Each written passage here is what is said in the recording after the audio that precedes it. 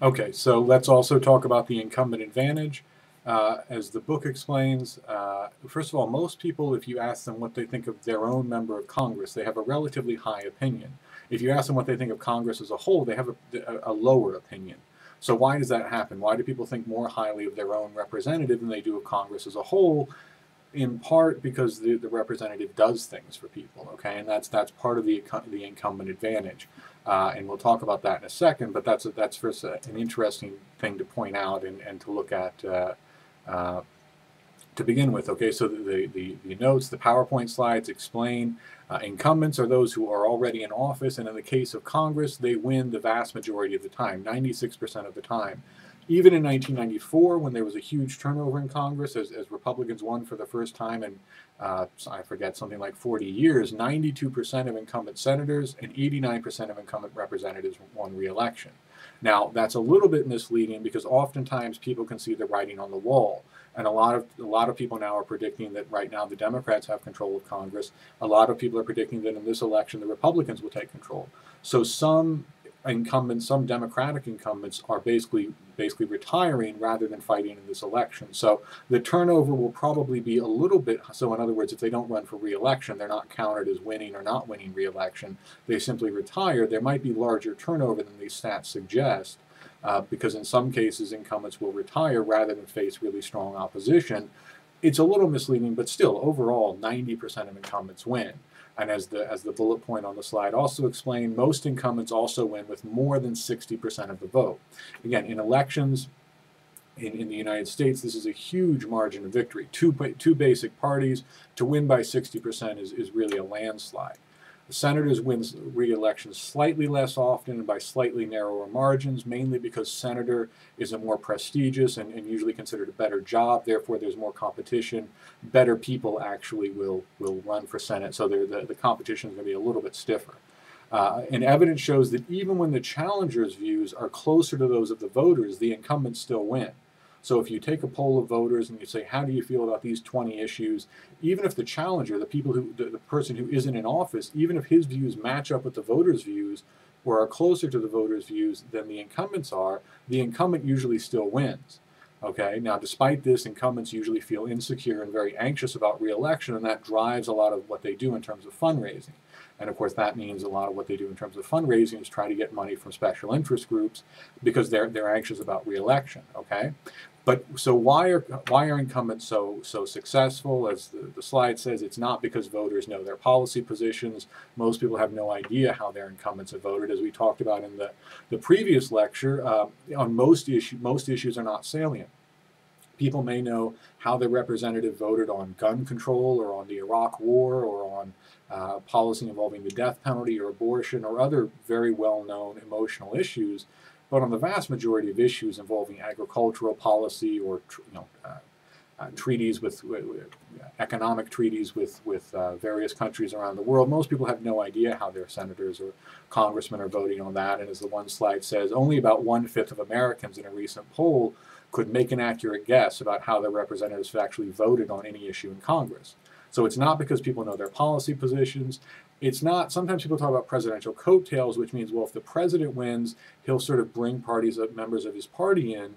But usually people in Congress win by larger margins than the president, which doesn't seem to be then, if it's because the president wins, then you would expect them to win by at least an equal margin or maybe less. If they're winning with more votes, it doesn't seem that they really need the president.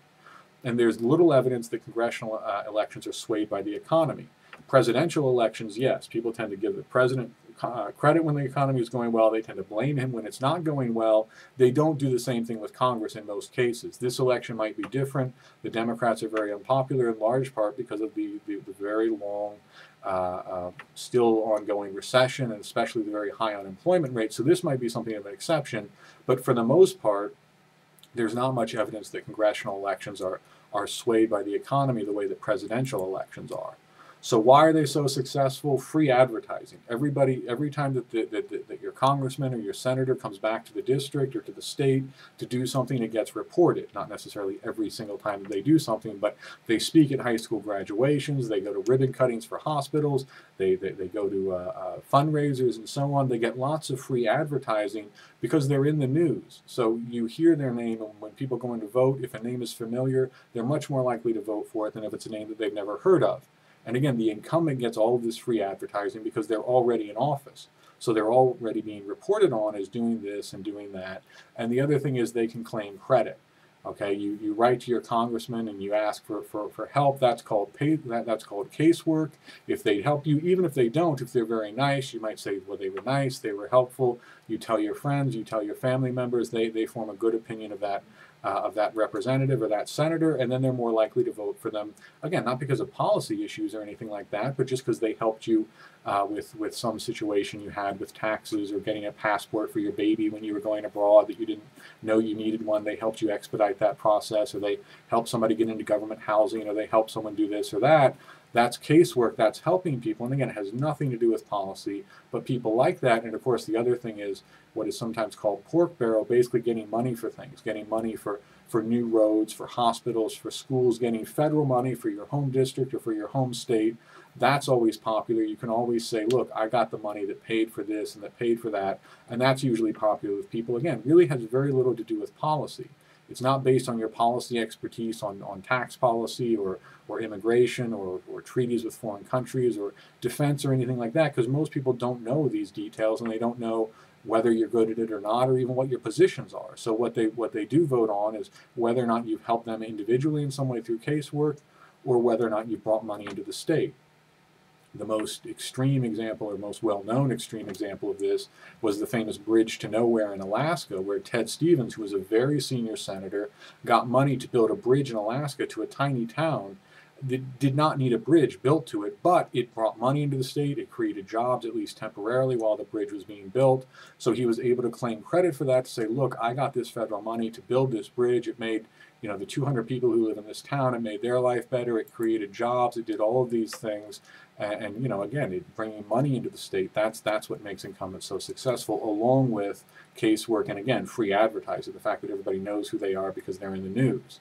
Okay, they also tend to have weak opponents, and basically the main way that a challenger can equalize his opponent, his chances with the incumbent, is to pay for name recognition, to pay for a lot of advertising. If they can pay for enough advertising and get their name out there enough, then you might recognize their name on the ballot almost as much as the incumbent. So the more that you can spend on advertising, the more that's the one thing that evidence shows consistently in the past. That's the one thing that has made incumbents or challengers more competitive, is if they were able to spend more money and get more name recognition. However, that rarely happens. In 2004, for instance, incumbents outspent challengers by an average ratio of 15 to 1. Okay, so for every $1 that a challenger spent, the incumbent spent $15. Okay, so obviously that's a huge difference. If a challenger spent $100,000, the incumbent spent $1.5 million. If the challenger spent $1 million, the incumbent spent $15 million. And most of this money comes from PACs, which again are political action committees, little groups representing special interests that give money to the incumbents because they know the incumbents are the ones who are most likely to be reelected or to be elected to win in the next election. Therefore, they give them money so that they can help to influence them. And of course, oftentimes one party dominates in a district. That also helps. So that raises the argument for term limits. People say, if these seats are so safe, how can these people in Congress really represent their constituents if they know their seat is safe? Okay, so that's the argument for term limits. The argument against it, so in other words, force a new election where there are no incumbents, and then there will at least be some real competition. The argument against term limits is you would lose a lot of experienced legislators. You would lose a lot of institutional memory. And also there's already significant turnover, as the PowerPoint slide explains, but a big part of the argument is you would lose experienced legislators. For those of you in the military, imagine if you had to retire from the military after 10 years. Imagine the loss of all of the experience and all of the memory and the knowledge and so on that would happen then. The argument is you don't want that in Congress. And in fact, that would increase the power of special interest groups because people who don't know Congress very well would be more easily manipulated by them than people who have been there for decades.